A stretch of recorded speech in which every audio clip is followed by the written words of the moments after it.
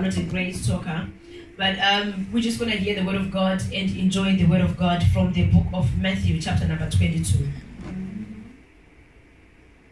Chapter number 22, Matthew. It says the wedding feast. So that's exactly what we're going to be looking at. Amen. Amen.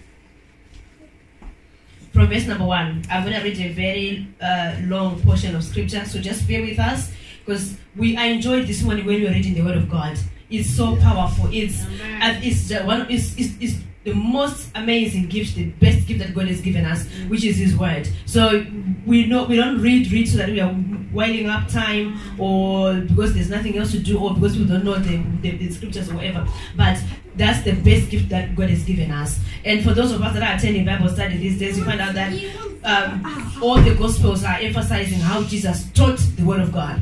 Because people were coming, they're desperate, looking for other solutions for other things, but Jesus already was always diverting back their focus to the Word of God, because that's what life sustaining. Amen.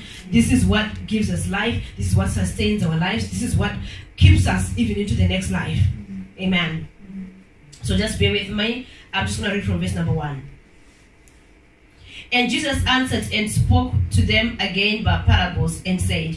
So already, when he says answered, it means something has been asked. So it's a continuation of chapter 21. Amen? Or the last portion of chapter 21.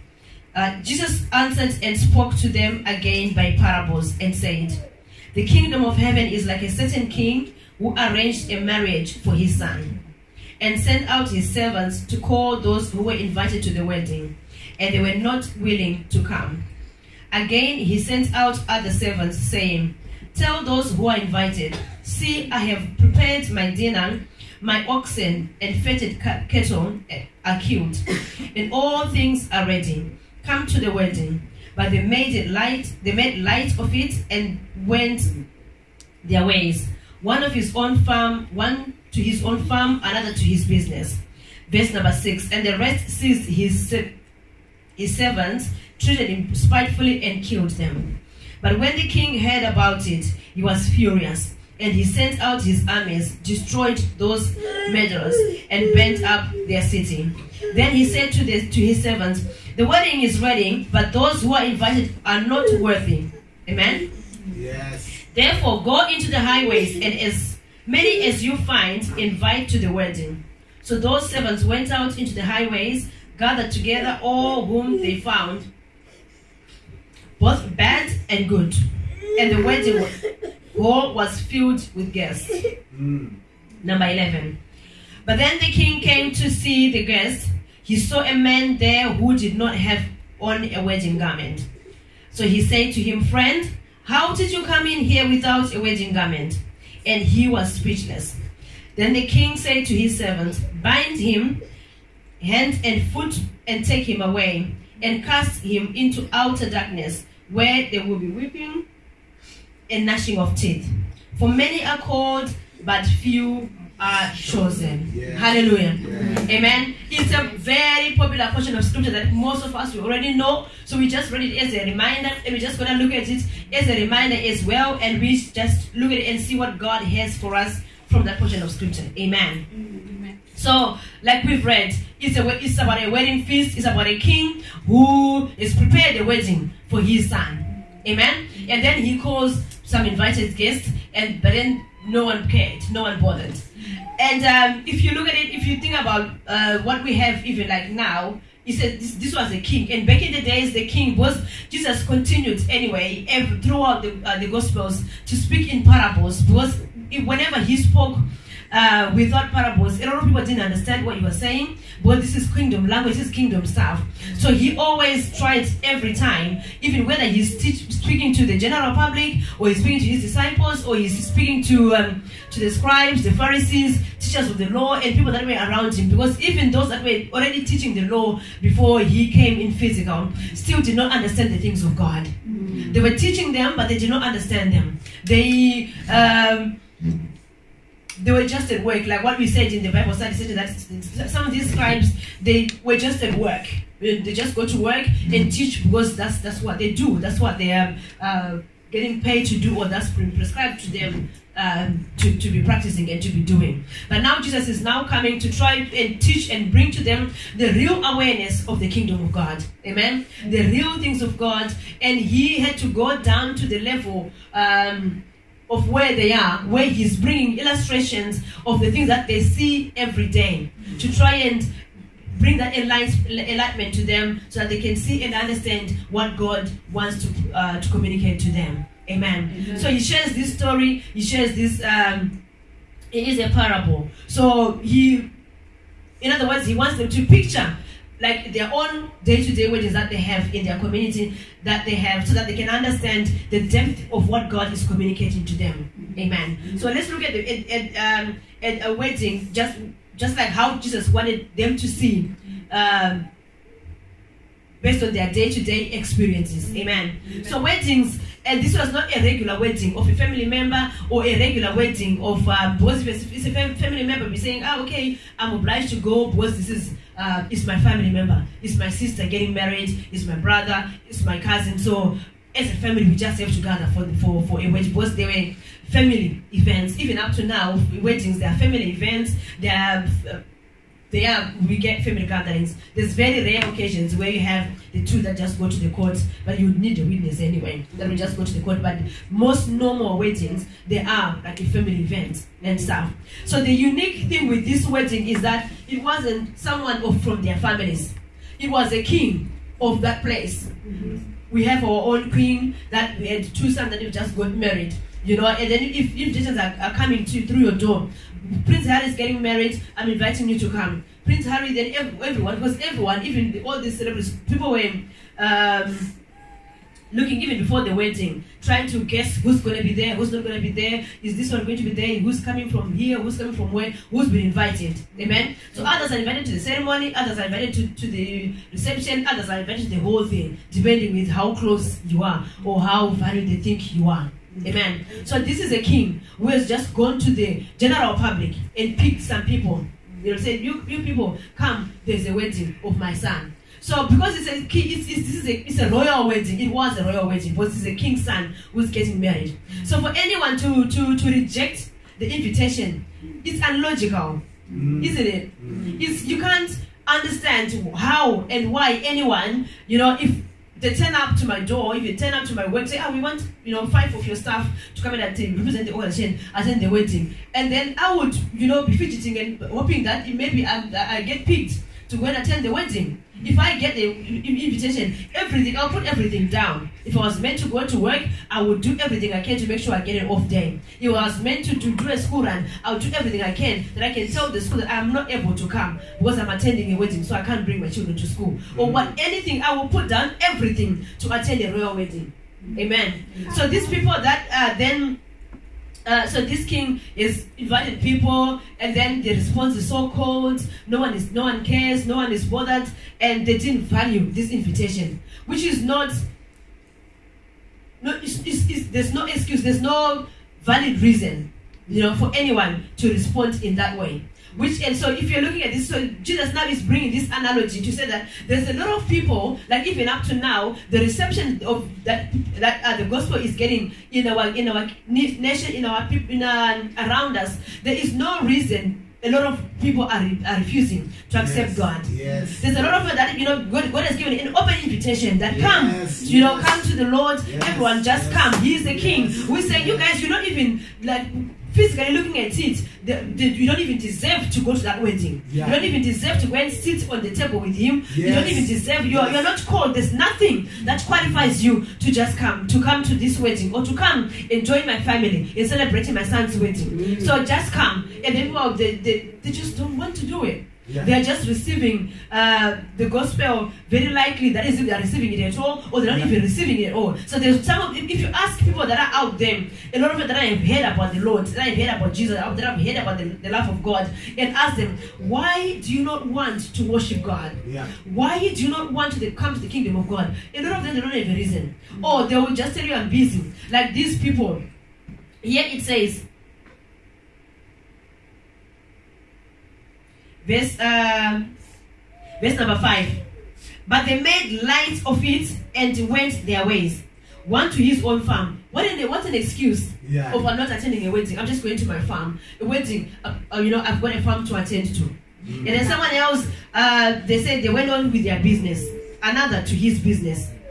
So that's if people are just, I'm just too busy. I haven't got time because I have to work. I haven't got time because I'm so busy. Or I work Monday to Friday, so weekend I need to rest. But we're not asking about giving your whole life. Amen. Well, you are asking to ask to give your whole life, but it doesn't even take that much. You do have time to do your personal business. Do have time to do all this, but being in the Lord, giving that time to the Lord, attending to Him, or just becoming His child, it's in addition to your life. It's not like they're not taking anything away from you. It's not taking even time to you, but you're investing back into the Lord what God has given to us. Yes. Amen. So we have people that just don't want. For what reason? Nothing. I've got a farm, I've got a business, I've got things to do. But the Lord is saying, come, everyone. He's just giving an open invitation. Just come to my son's wedding. Even though there's nothing physically to qualify you for this wedding. Amen. And then he says,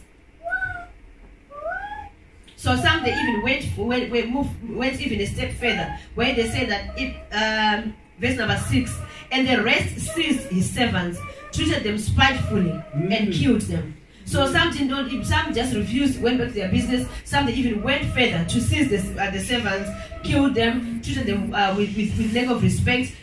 But they're just inviting you to your wedding. There's nothing more. If you don't want to go, you don't want to go. I just don't want to go.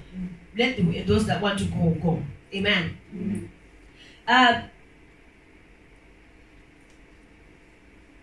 then a second invitation was given. Are we together? Yes. Verse number 8. Then he said to his servants, the wedding is ready, but those who were invited were not worthy. Amen.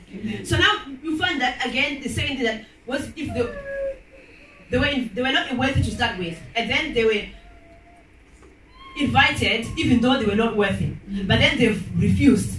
So they've even made themselves even more not worthy because they did not receive the invitation. They did not receive.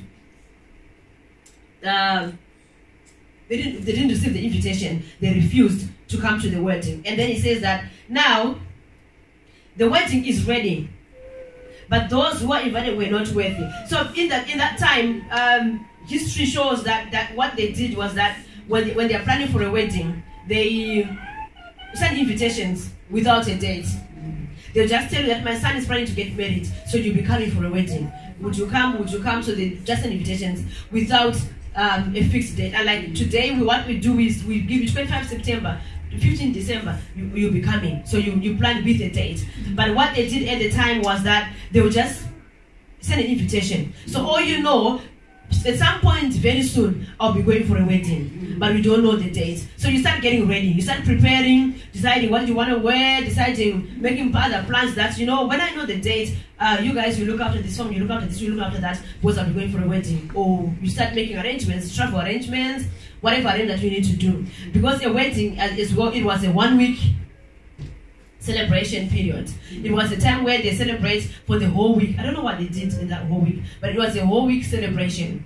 We'll find that when we go back to Mark, where we are studying the book of Mark in chapter 2, where it talks about nearly the same thing as well. So it was a 1 week celebration, so they had to plan. That's why they were given plenty of notice that prepare, because you're going to be coming for the wedding.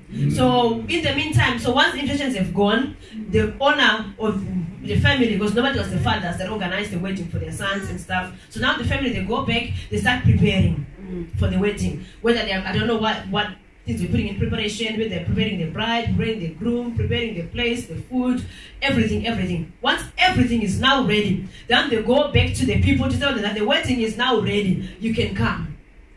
So that's how the things went. So looking at it as well, if you're bringing it back into the kingdom of God, that's exactly what Jesus has done to us. Because we've been invited to come, and we've accepted his invitation. Amen. So now we are now already on the wedding. guest list.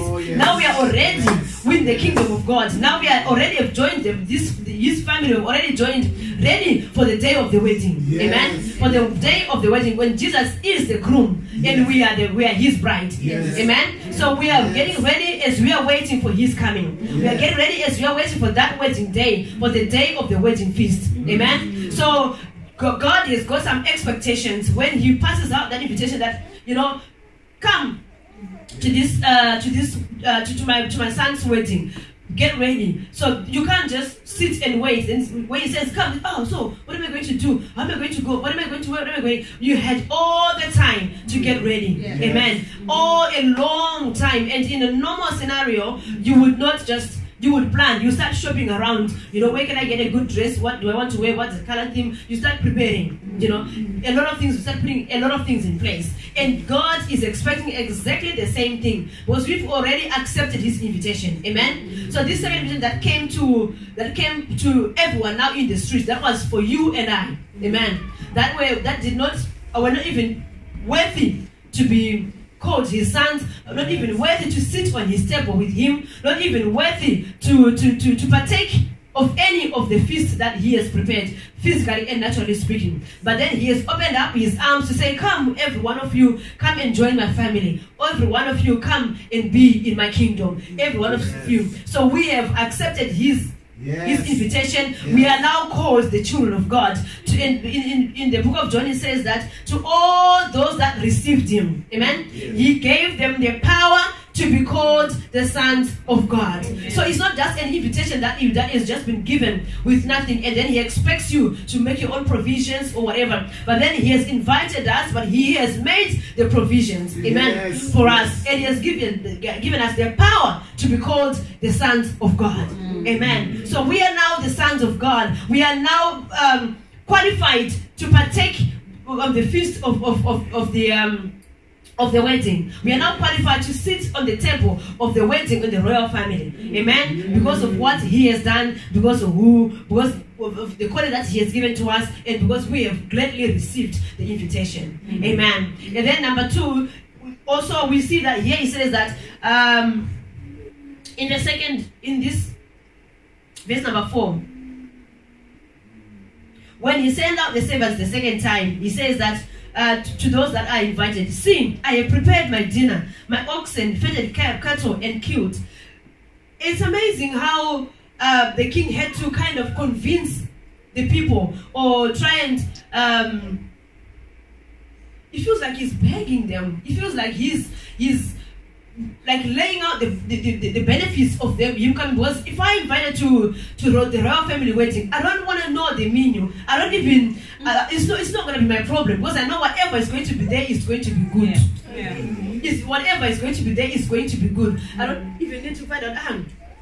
So what are we going to eat? Are we going to have pork? Are we going to have beef? Are we going to have chicken? Are we going to have, so that I know that it's worth for me to come? But the king had to go that far to say, maybe if I tell them what I prepared, maybe they'll say, the feast has been prepared, the fattened cow has been killed, there's the dinner, a banquet has been prepared, so maybe let's go, to try and get them, motivate them and everything. But they still refuse. And for that, even today we have exactly the same Christians, not even the Christians, the same people that God has given them a lot of abundance, but they still refuse.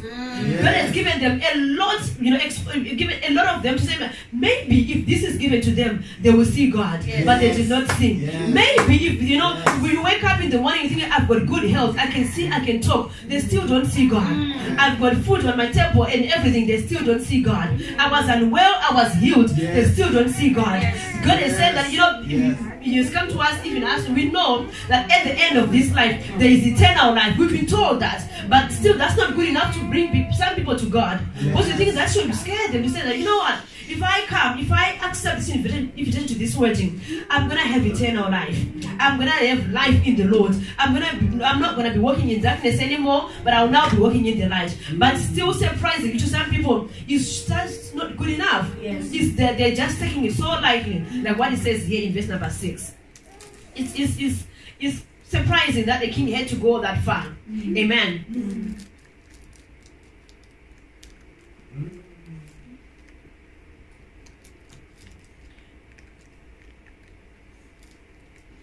So it says, so they gathered everyone, the good and the bad.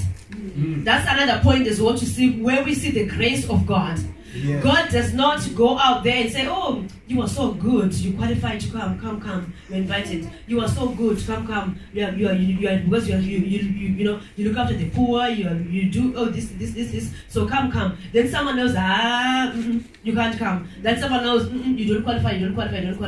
We saw the calling of Matthew. When you guys, you're missing Bible study. Please attend the Bible study. We saw the calling of Matthew. He was one of the hated people in the community. He was someone that even in the Jewish courts, he could not even qualify to go and stand as a witness. Even to say, I saw what happened. You can't even do it, because he was a tax collector, one of the hated people. But Jesus gets to him and he says, come and follow me. Amen. And this is what God has done to us, that even those that see themselves as good, He called them anyway. Even those that are seen as bad, God has called them anyway. Even those that are actually bad, that they've done anything that you can think of, that these are the best sinners, worst sinners. These are some that are so good at sinning, that they do it so well. Yeah, the notorious sinners. But he has invited them anyway, that every one of you just come. So the ball is in your hands. The ball is in their own hands.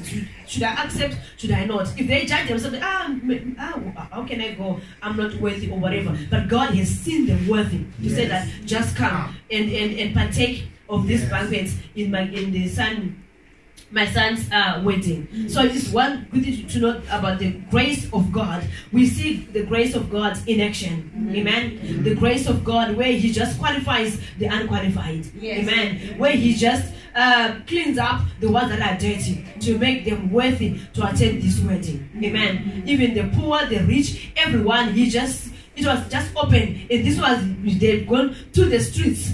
It says in highways, in the high street, where he just goes, people that are just going out with their business, they are going for shopping, they are going for whatever. Then he just said, you guys, you're out, you're doing whatever you're doing. You are invited to your wedding. And then they obviously know the king. It's not like they had to start explaining to say, maybe, do you remember that guy that came the other time? You remember he was wearing this and that and that and that. They didn't have to do that, because the king obviously is someone who's really, really seated on a throne that everyone knows that we've got Queen Elizabeth. Everyone knows she's got sons, these are grandchildren anyway. But everyone knows that this is the king. So you start thinking, is it a joke or what? Are you joking? Are you what? Are you playing with my mind? Are you, is this fake news? What is this? Why? How am I invited? But all we are just called to do is just accept the invitation and just go and enjoy the banquet. There's no tricks. There's nothing hidden. It's just plain. It's plain, and it's on the open. So we guys that have accepted the wedding banquet, that's the very biggest step to take that we have done, that we have accepted this invitation. But while we are waiting, we have responsibilities to do. Amen.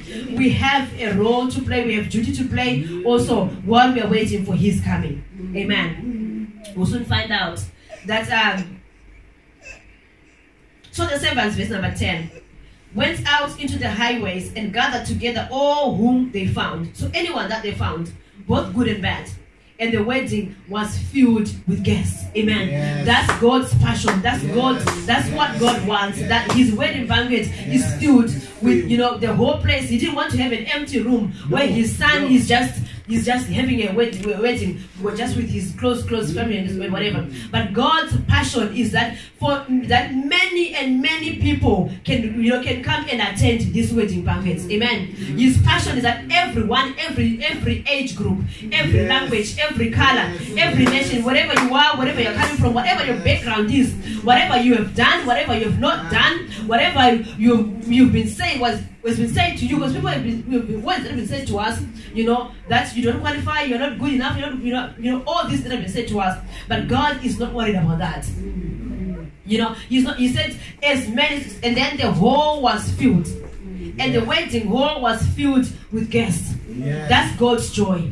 That is his joy. That every person, that everyone, that just from the streets, it doesn't matter what you were up to, however money you had when you went for shopping, whatever, just come and fill the house. Amen. That his kingdom can be filled with souls that are coming for salvation, that are coming to be born again, that are coming to enjoy God, that are coming to fellowship with him, that are coming to celebrate this wedding feast.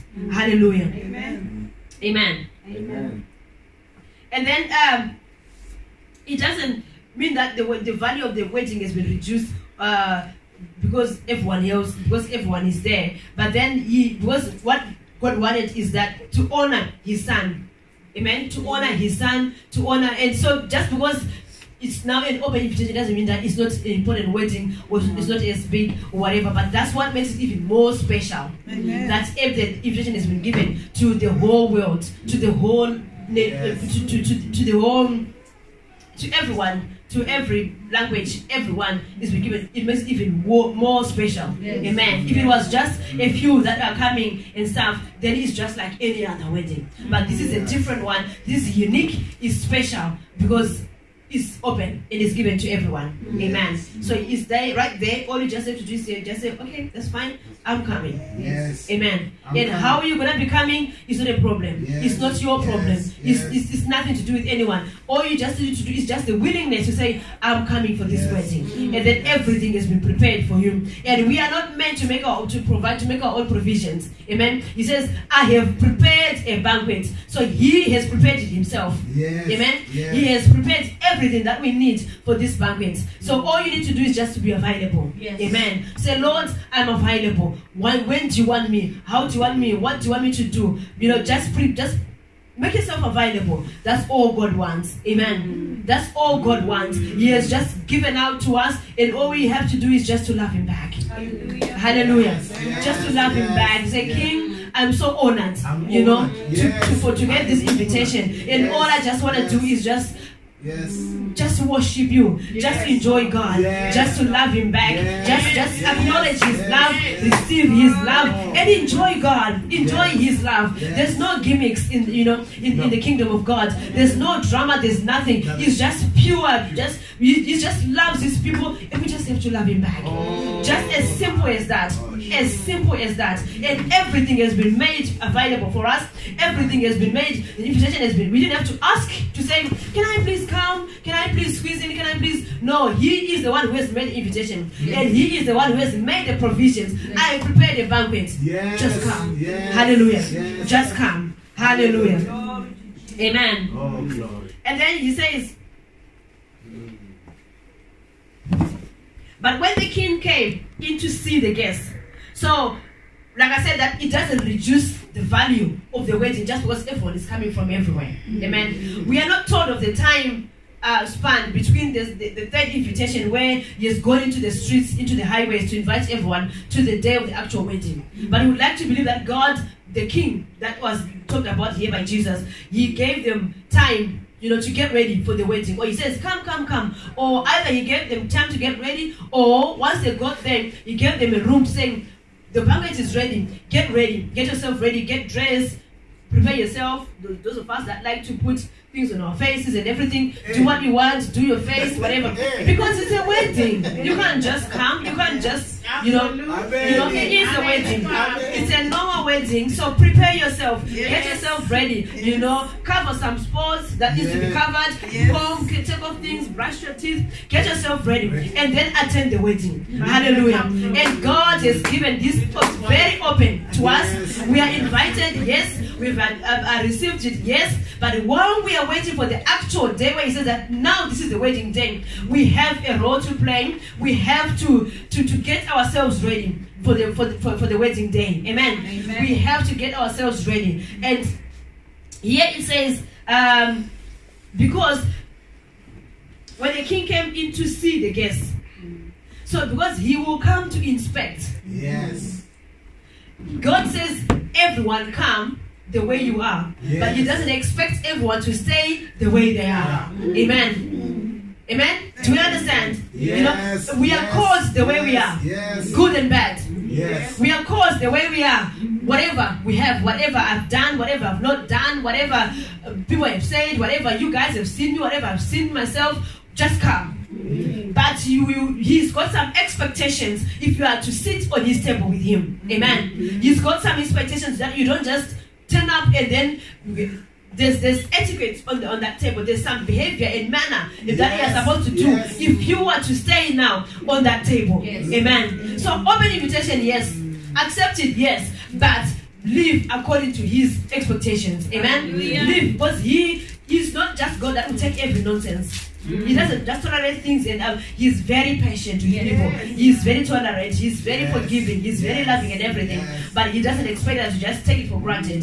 Because of his grace, then we just live anyhow. We don't just live anyhow because he's given us grace, or we don't just behave anyhow because he's given us grace. Amen. As much as he's a loving God, but he's also a judge. And there are consequences for not following what he has expected us to do. We have seen it throughout the book of, not even just one book, the whole Old Testament, the whole journey of Israel, that God has given them this, come out of Egypt. He's promised them Canaan. He's promised them, I was looking for milk and honey. He's promised them milk and honey and everything. The promises are there, just like here. Come to the banquet, everything is ready, everything is there. So he's promised them everything. But throughout the journey, some things happened. Some messing up was done, everything was happening, things happened, and there were consequences. Amen. Even after they entered Canaan, we see in a lot of the first chapters of Deuteronomy where they are given instructions in Joshua, where they are given instructions. Once you enter this land that I'm going to give to you, this is how you are supposed to live. This is how you are supposed to conduct yourself. And if you do it, in Deuteronomy chapter 28, verse number 1 to 14, there's a list of blessings that he has given to them. If you follow everything that I'm telling you, these are the blessings. You'll be blessed when you come out, when you go out. You'll be blessed, you'll be fruitful. You'll be all these blessings. Your land will produce. There'll be rain on your land. There's loads of them. 14 verses plus. Even in the other portions as well of blessings. However, if you don't follow, there are consequences. Then from verse number 15, you're going down to verse, I think up to verse number 28. I don't know the last verse of chapter 28 in Deuteronomy. There are consequences. If you don't follow, this is going to happen. I will withhold the rain. I will withhold your grounds will not produce. Even your animals will miscarry. Even this, and you'll be taken into captivity. And they thought he's just threatening. God does not do threats. No. He does not do threats. If he says something, he means it. He keeps his promises. If he says, I will give you this, he will give you. If he says, I will bless you with this, that's what he's going to do. If he says, if you don't do this, these are the consequences, they will surely come to pass. If you don't align yourself with what God has required us to do. Amen. So we see one of the guests. So the king now is going around to see his guests. Oh, thank you for coming. Thank you for sending them an invitation. Thank you. You're welcome. Then someone else is sitting there. Then what happened to this person? You saw a man there who did not have on a wedding garment. And then he said, this is my son's wedding. This is a big thing. It's a big event. I gave you time. I told you. You probably gave him the provisions and everything. But somehow he just thinks, okay, I'm coming and I'm just going to turn up. And he's sitting. Anyway, everyone else is dressed. Maybe they had a dress code. Maybe they had a color theme. Maybe he gave them the clothing. We don't know. Or maybe they had what was said. This is wedding clothing at the time. We don't know. We have a dress code. We have a dress code. All of us. Amen? So maybe we don't know how they were expected to dress, but even you and I, you would have some expectation when anyone coming to your wedding or to your family's wedding or whatever. If someone is coming in, maybe in shorts, in manyatera, and then just a sleeveless top, you look at them and thinking, maybe they're going to get dressed, maybe they're going to get changed and whatever, or maybe you can't. You look at them and think there's something wrong. With this person, all eyes will be on you. And either you call them on the side, is everything okay? Are you okay? Should I get you something? You can't just come in with a vest and then you're coming to your wedding. So there is a dress code. Amen? That's expected of you. And for this king to get to this conclusion that he got, there must have been some provisions for this person. Or he must have already known what's expected of him. But he purposely did not follow it. He stubbornly did not want to do what everyone else was doing. Stubbornly just thought, I'll just turn up and Maybe I'll be allowed. But yeah, maybe I'll be allowed, or he wouldn't care, or they wouldn't notice. Yeah. You know? But sometimes you do things, you think you can get away with it. You think, it's okay, it's only just a small thing, it's only clothing. God sees the hearts. Yeah? It's only clothing, God will not see my clothing, God sees the heart, or it's just a small thing. Anyway, I came, you should be grateful that I came. Anyway, I'm here. Anyway, but God is not looking for anyway or whatever or compromising. He wants you, and He wants a full package, a full person. Yes. Amen. Dressed in honor, dressed with His requirements. Amen. Yes. There were consequences. So He said to him, friend. Even address him as friend. Because by the time you turn up, by the time you're there, we are now friends. I'm a friend of God. We have now been made friends. But I'm thinking, friend, how did you come in here without a wedding garment? Yeah. How? Yeah. How did you come in here? How did And you the friend was speechless. That's what the Bible says. He had no answer. Because there was no excuse. There was no reason for him to behave the way he did. For him to... there was no reason. He was speechless. Hallelujah. Number 13. Hallelujah. Then the king said to the servants, bind him and hand and foot and take him away and cast him into the outer darkness where there will be weeping and gnashing of teeth. I thought that was harsh. But at the same time, if you look at if you look at the God of the Old Testament, the God of the New Testament, sometimes you think God is God of grace. He is God of grace. God is God of love. He is God of love. But He does have expectations. Come the way you are, but you don't stay the way you are. No. Yes. Amen. Yes. You don't stay the way you are. Yes. Amen. Because there will be consequences. Yes. Anyone who rejects the word of God, they are at risk of the same fate as this guy. Yes. Anyone who comes in, because you have people that have come into church years ago, that have stayed in church years ago, that have even earned titles in the church, that are called elders and deacons, that are called even pastors, but they are still dressed in a garment that is not suitable for a wedding. Amen. That are still not dressed in the right attire for a wedding. That are still behaving anyhow. They are coming here, standing in the pulpit of God, and then they go home, they are sinning. And then they go to work, they are doing everything that the world is doing. They are talking like the world. They are sinning like the world. They are just living anyhow. Yet they expect that on the day of the wedding, I will walk in like that. He is not a king that is blind. He is a king that will come and inspect his guests. And he will notice that, friends, this kind of clothing, you are not even clothed in the right attire. Go where there's weeping and gnashing of teeth. Amen. And like I said, that He would have made provisions for His guests to make sure that they are ready for His wedding. For the wedding, they are good for the wedding. Amen. We are expected to dress in righteousness. Amen. We do have the time now, while we're waiting for His coming, to take out some blemishes. Amen. To take out some spots that are not suitable for a wedding. Amen. I'm going for a wedding to make sure that I've done my eyebrows, I've done my face, I've done my hair, I've ironed my dress if it needs ironing, I have tucked down the hem that needs to be tucked, I've done everything that needs to be done. Amen. So He says, clothe yourselves with righteousness. Amen. You are coming in, you are going to sit on His table. Come in clothed with Christ. Amen. Come in clothed with righteousness. Come in clothed with the right attire. Hallelujah. Clothed with the right attire. In Isaiah chapter 61 verse number 10, can someone open please? And someone else open Matthew chapter 5 verse 20. We want to finish with these attires that God has given us, so that we will be suitable to sit on His table. Amen. Isaiah chapter 61 verse number 10, one person, and someone else Matthew chapter 5 verse number 20. Once you get there, whoever gets whichever first, just read it out please. Matthew chapter 5 verse 20. Okay, let's start with this one because it's running.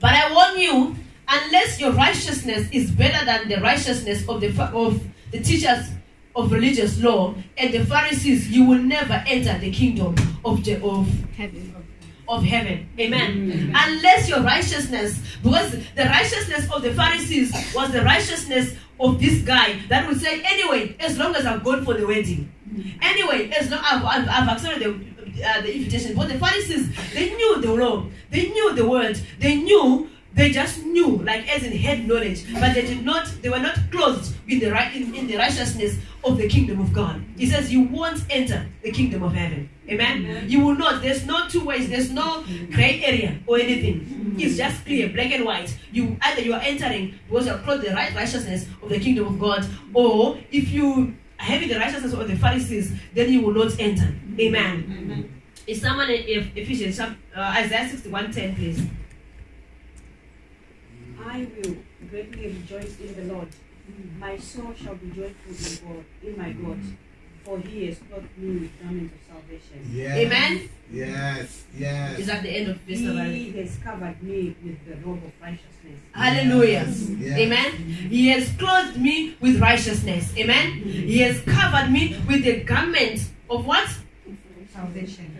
So he has clothed me with salvation. Amen. And he has covered me with the garment of righteousness.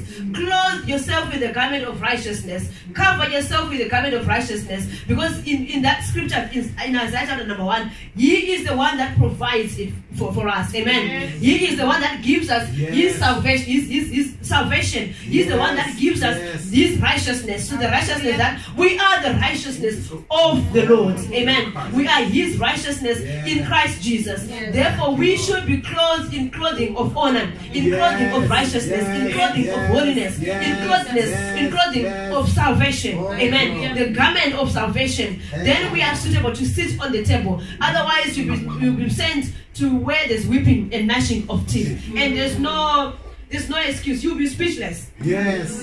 Amen. You won't know what to say. You won't have an answer. Amen. Let's conclude with Ephesians chapter number 6. Verse, I think we'll read from verse number 11 or 13. It starts from 13, but the ones I want is from... It starts from 11, but the ones I want are from verse number 13. There is a dress code there. Amen. Yes. It's on the board, verse 11. Huh? Verse 11. Sorry? Verse 11 is on the board.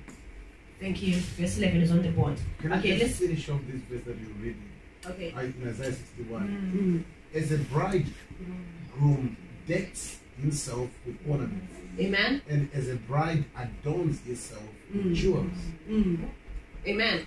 So it says, clothe ourselves with salvation and with a garment of righteousness, as a bride adorns themselves with jewels, as a groom. So just like how you yourselves get ready with the expensive jewels, with the expensive anything that you wear for the wedding day, that's exactly what God is calling us to do. Amen. We are called to clothe ourselves just like the bride and the groom. Hallelujah. So let's look at this dress code very quickly, and then we conclude from that chapter.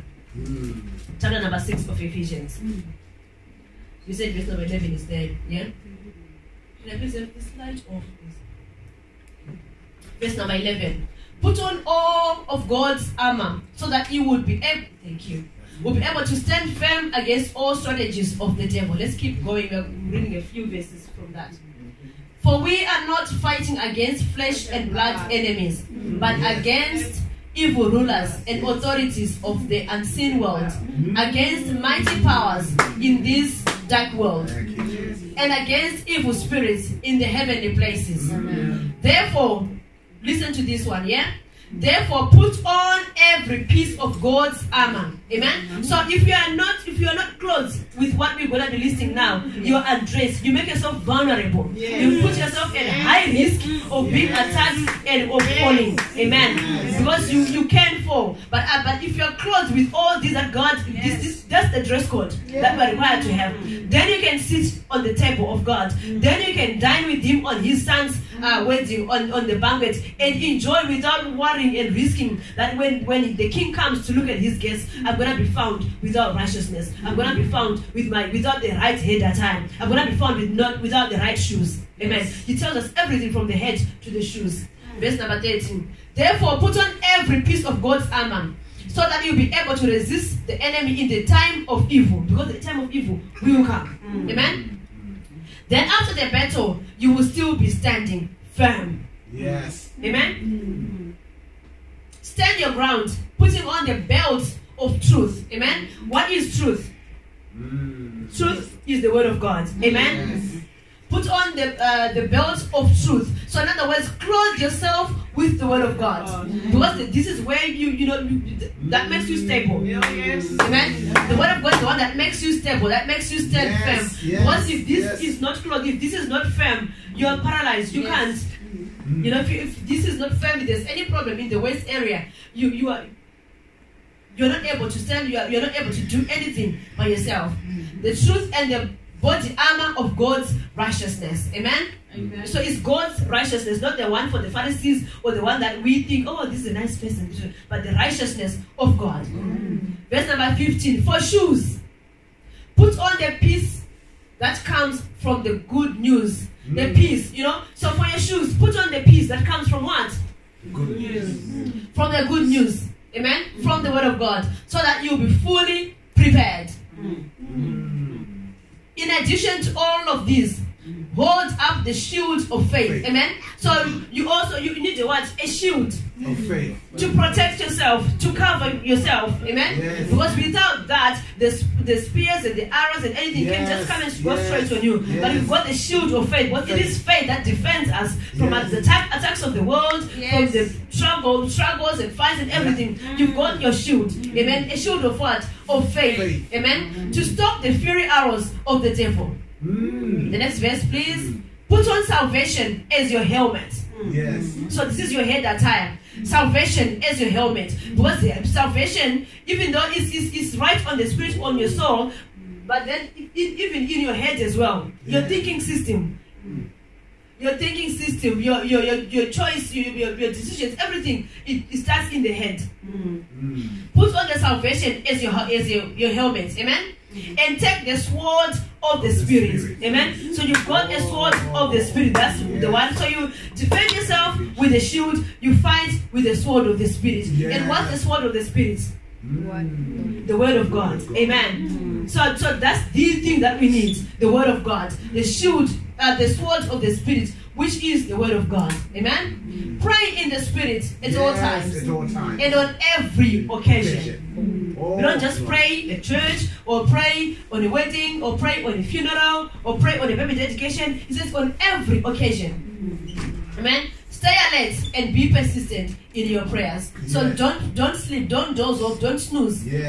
But stay alert, because the enemy will come, a thief will come when you are asleep or when you are not alert. Amen? And be persistent in your prayers for all believers everywhere. Pray for me too. I think that's carrying on, but we've covered the dress code that we wanted to see. Amen. Is it finished, the dress code? Yes. Yes.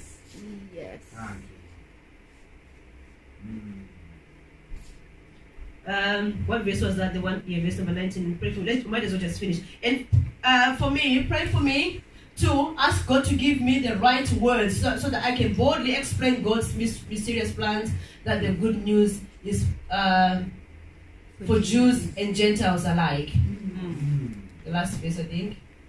I am in chains now, still preaching this message as God's ambassador. So pray that I will keep on speaking boldly for Him. Hallelujah. As I should. Amen. So that's Paul just finishing off there. But where we wanted more is to highlight that we do have a dress code. Let's put it on. Amen. We do have a dress code. We are required to have it. Let's put it on. We have accepted the invitation. Well done for doing that. But as we are waiting, as we are saying, clothe yourself with the required attire, with the right outfit, with the right clothing. Then you will not be found wanting. You will not be found with the wrong clothing. The wrong clothing, that even on the day, but sometimes people have been born again, they have known God, but things have come along the way and have made them fall. But if you've got all these that are there, if anything comes, all those arrows and spears, if they come, they won't get to you because you've got the right attire. And until the day Jesus comes to take His bride, we are ready for Him and we can sit with the King